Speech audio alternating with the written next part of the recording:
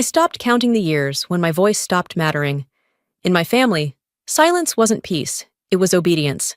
Every time I tried to explain myself, they smiled that practiced smile that said, "You've already said enough." I kept showing up anyway, birthdays, holidays, funerals, pretending it didn't sting when they spoke over me. When my name became something to whisper, not to honor, I told myself they just didn't understand. That if I stayed calm, stayed kind, one day they would see who I really was. They never did. And last night, at my sister's wedding, I finally realized they never will. Her laughter cut through me, sharper than any insult could. It wasn't new. It was just the moment I stopped mistaking cruelty for misunderstanding. So I smiled, lifted my glass, and said nothing. But something inside me shifted for good.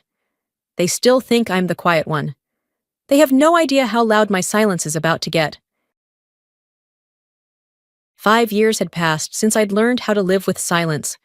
The kind that didn't demand answers or apologies, just the slow rhythm of the sea outside my window. My days followed the tide, the smell of coffee at dawn, the scratch of Valor's paws against the porch, the radio whispering weather reports that never mentioned people like me. That morning, the mail truck stopped at the edge of the gravel road.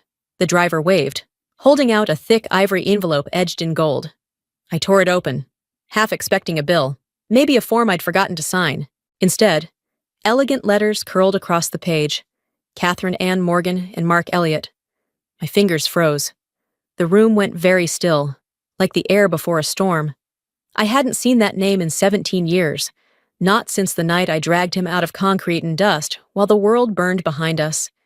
He'd looked at me once, grateful, shaken, and promised something neither of us said aloud. Then he disappeared. And now, he was marrying my sister.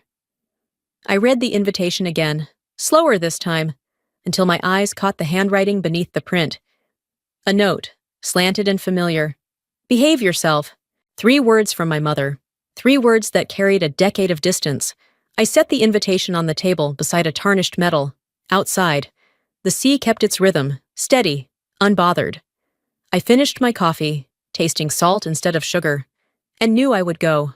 Not to belong, not to forgive, but because being erased in silence was worse than walking straight into the noise. I left Maine before dawn, when the fog still blurred the line between sea and sky. The highway was nearly empty, every mile a slow unwrapping of memories I had tried to seal shut. The radio crackled, a storm moving toward Chesapeake Bay. I smiled to myself. The storm had been waiting for me for 17 years, crossing into New Hampshire. My phone rang. My mother's voice arrived cool and polished, like glass. She didn't ask how I'd been. She told me not to drag the past to the wedding. Catherine had important guests. She said, "Don't make things uncomfortable." I could hear what she meant beneath her words. "Don't bring yourself—" I hung up before she could finish. Her voice still echoed in my head. Silence is the only kind of respect people remember. By nightfall, I stopped at a deserted gas station. The neon light flickered weakly against the rain. I opened the trunk and touched the old leather case. Inside lay my uniform, folded and waiting. My fingertips brushed the rough fabric, and I heard the wind moan through the metal roof, like a voice from another life saying, "Don't let them define you." When I reached Ridge Harbor, the house stood as if time had polished it too much. White walls, trimmed hedges, not a leaf out of place. The maid opened the door and greeted me as Miss Morgan. The title I'd earned had vanished, the same way my place in that house had. The smell of lemons hit me first, my mother's trademark, sharp enough to burn away anything real. My father's portrait hung centered above the mantel, all medals and posture. Mine was gone. A faint square on the wallpaper marked where it used to hang. On the coffee table lay an old newspaper. Colonel Morgan under investigation for misconduct in Iraq. Beside the headline, penciled in my mother's handwriting, "At least she learned." The door opened behind me. She appeared in the mirror, adjusting her collar, her reflection tidier than she was. "You came after all," she said. "You remembered I existed." I wanted to answer, but instead I said, "You sound surprised." She smiled that thin, careful smile. "There'll be many people at the wedding. Try to keep it appropriate." I swallowed the bitterness and said evenly, "Don't worry. I already know the part I'm supposed to play." She hesitated for half a breath, then reached for the lemon spray and filled the silence with the scent of denial. The night before the wedding, the house glowed like a magazine spread. Candles, crystal, a table too long for warmth. My seat was at the far end, beside the kitchen door. From there, I could see everything: the perfect smiles, the polite laughter, the family I used to belong to. Catherine shone at the head of the table. "So glad you could come," she said brightly. "Early retirement must have its perks." A ripple of laughter followed. I let it pass. "Sometimes retirement isn't failure," I said. "Sometimes it's survival." The air turned thin. My mother cut in smoothly. "Let's not drag up the past." But the past doesn't need dragging. It lives right there beside you, breathing quietly. After dessert, Catherine poured me wine. Her tone softened, but her eyes didn't. "Mark told me you two met once," she said. "Hardly remembers."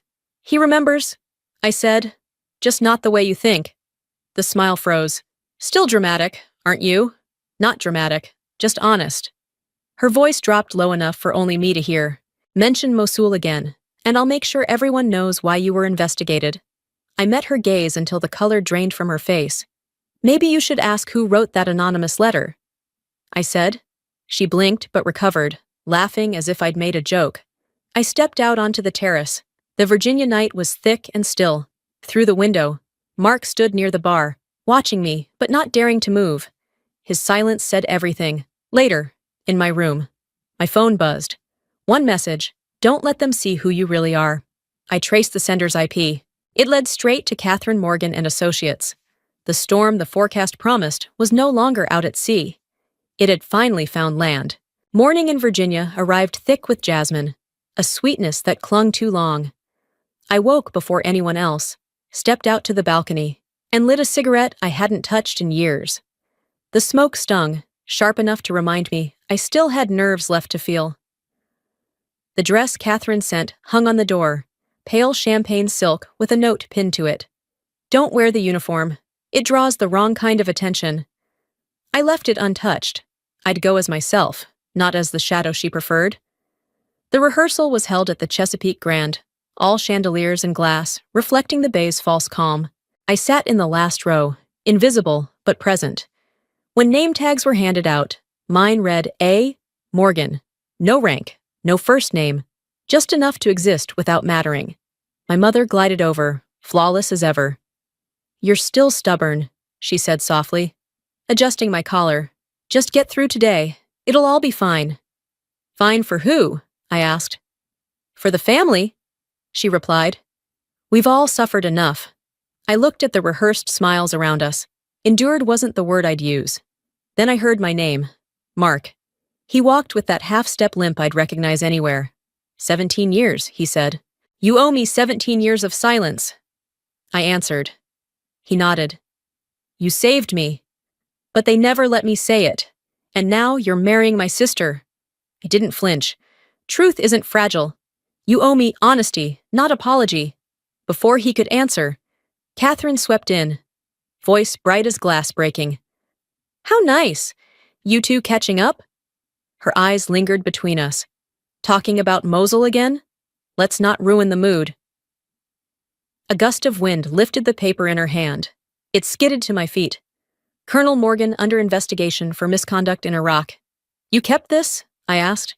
"A reminder," she said, "that honor should know its limits." She walked away, leaving perfume and salt in her wake. Mark pulled a worn photo from his wallet. Me, covered in dust, dragging him from rubble. "I've had it since that night," he said quietly. "Catherine doesn't need to know." "Maybe not." I said, "But you do." As I left, he called after me. "I still owe you. Debts aren't meant to be carried." I said, "They're meant to be paid." That evening, my phone buzzed with a message. "Don't forget, the past still has teeth." The trace led straight to Catherine Morgan and Associates. I didn't need more proof of who I was dealing with. Before sunrise, I drove to Arlington. The rows of white markers were perfect, almost sterile. I knelt by my father's grave and laid down a small insignia. When in doubt, stand tall. He'd told me. I had. And they'd called it defiance. I brushed rain from his name. I don't know what they're proving, I whispered. But I'm fighting again, this time against blood. You always choose battle over peace. My mother's voice behind me. She looked smaller, pride thinning. You shouldn't be here before the wedding, she said. He didn't invite me. I replied. Your father died chasing honor.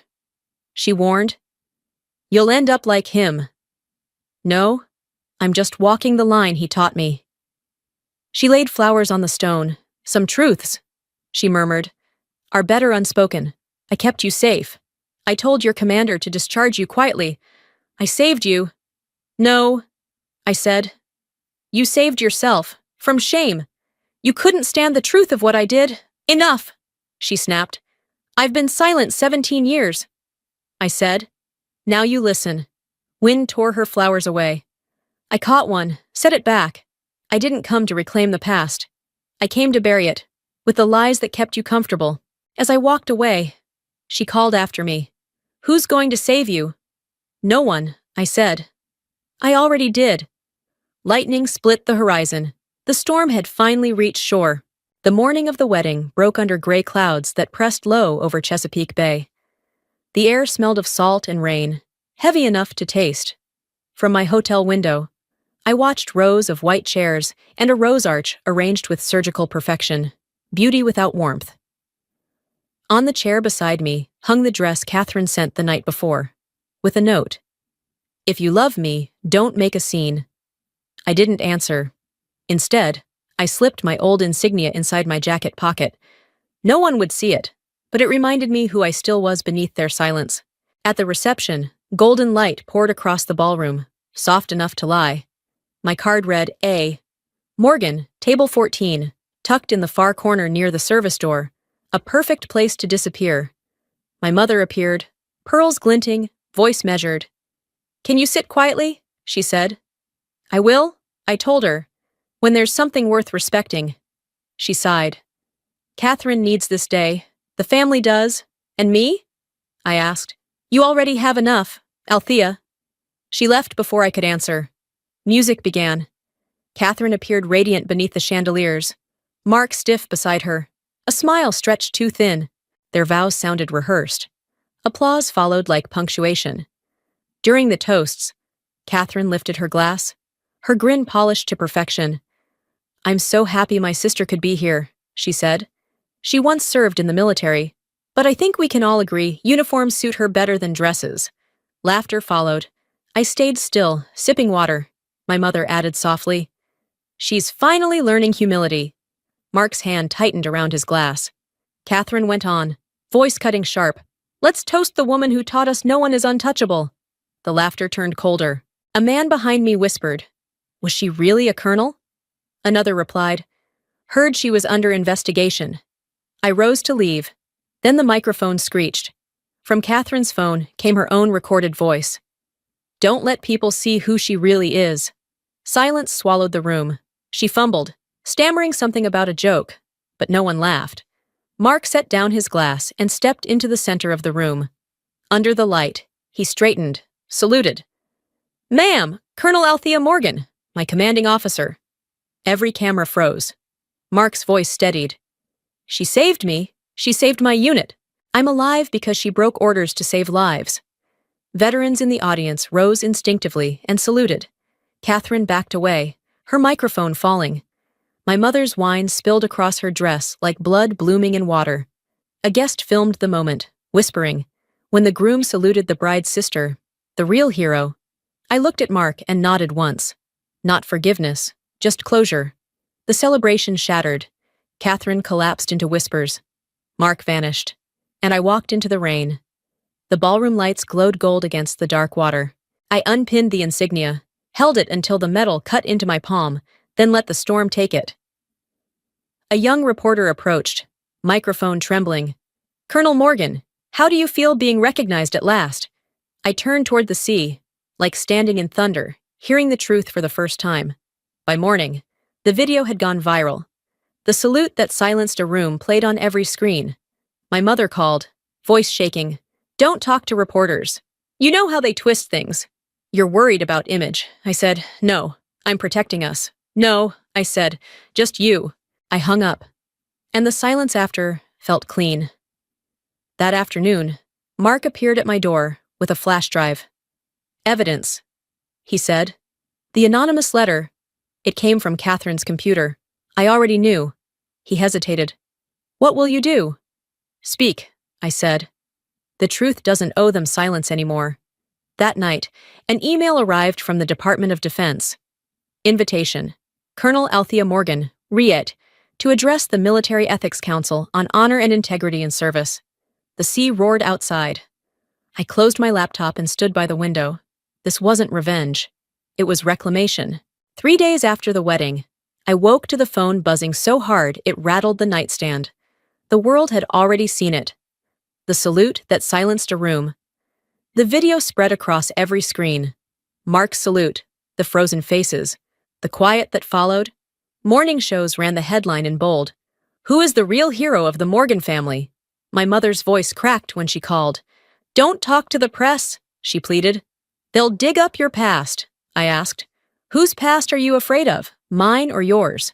Don't mention the letter, she said. The family can't survive it. I almost smiled. What family? Mother. I don't live in that house anymore. I hung up. The quiet after felt clean, almost holy, but it burned going down. They had demanded silence for years. Now they were the ones choking on it. By noon, rain pounded the coast. Mark arrived drenched, clutching an envelope. You should see this, he said. Inside was a copy of the anonymous letter to the Department of Defense, accusing me of falsifying reports. The signature traced back to Catherine Morgan and Associates. He exhaled. I suspected it. But now I'm sure. She did it to protect your mother's pride. They called you a disgrace. They were wrong, I said. I just refused to kneel. His voice broke. That salute, I wasn't saving you. I was saving myself. I looked at him, and I didn't need saving anymore. After he left, the rain grew louder, on my desk. The envelope glowed faintly in the gray light, proof that silence had finally ended. That night, an email came from the U.S. Office of Military Ethics. Invitation. Colonel Althea Morgan, RET, to speak on honor and integrity in service. Washington, D.C., next week. Some battles, I thought. Never wait to be chosen. Silence had been my prison. Now it was my battleground. I flew to D.C. in silence. The last time I'd walked through those halls, my head was down, my name a whisper people avoided saying aloud. This time, I didn't flinch from the lights. I walked straight. The conference room was lined with oak panels, flags hanging from the ceiling, front rows filled with generals, officials, and senators. Cameras glared like searchlights. I stood behind the podium and looked at them, faces that had learned to hide their cracks too well. I took a slow breath and began. I once believed honor was something others gave you. I was wrong. Real honor can't be given. It must be kept. The room fell still. We build rules to protect soldiers from enemies abroad. I continued. But nothing protects them from betrayal at home. Those who are wounded by their own families don't die. They disappear. And when they fall silent, the truth disappears with them. I presented the proposal. The Valor Act, a federal protection for service members whose reputations or careers are destroyed by relatives, partners, or civilians with personal motives. Legal aid, counseling, the right to reclaim public honor. An older general rose. Why does this matter to you? He asked. I met his eyes. Because I was one of them. I survived, and I don't want anyone else to survive in silence. The sound of cameras clicked like gunfire. In the back row, I saw her, my mother. No pearls, no perfection, just gray wool and empty hands. When the session ended, she walked toward me, trembling. Her voice was barely more than a breath. Althea, I never knew how to protect you without erasing you, I said softly. I never needed protection. I just needed permission to exist. Her eyes filled, but I left before the tears could fall. I didn't want the truth turned into spectacle. The next day, Congress approved the Valor Act for national review. I didn't celebrate. I wrote one line in my journal instead. When truth finally has a place to stand, silence can rest at last. Autumn returned to Maine, bringing a sea as flat and cold as glass. I spent my mornings teaching a small training class for veterans, mostly women who had known betrayal in uniform. On the wall hung a whiteboard with a hand-painted line. "We don't erase the wounded. We train them to lead." They called me coach now, not colonel. I preferred it that way. One afternoon, a letter arrived from Mark. "I've left Washington. I'm sorry it's too late to change the past, but I'd like to work for your program. I owe you, not in debt, but in faith." I folded the note and placed it beside the old insignia in my drawer. Sunlight poured through the window, glinting off the tide as it crept higher. I walked to the rocks carrying the medal recently returned to me. The scratches caught the last red light. 17 years, I whispered. I carried this under someone else's name. Then I let it fall. The medal struck stone once, then vanished beneath the water. The wind tangled my hair. The waves pressed against my boots. For the first time, silence felt like choice. Honor, I thought, isn't a medal or a title. It's peace, the kind that stands tall even when no one's watching. Back home, Valor barked softly as I stepped inside. The radio hummed. "The Valor Act has received federal funding." I turned it off and smiled. The last sound was water, steady, calm, and finally, mine.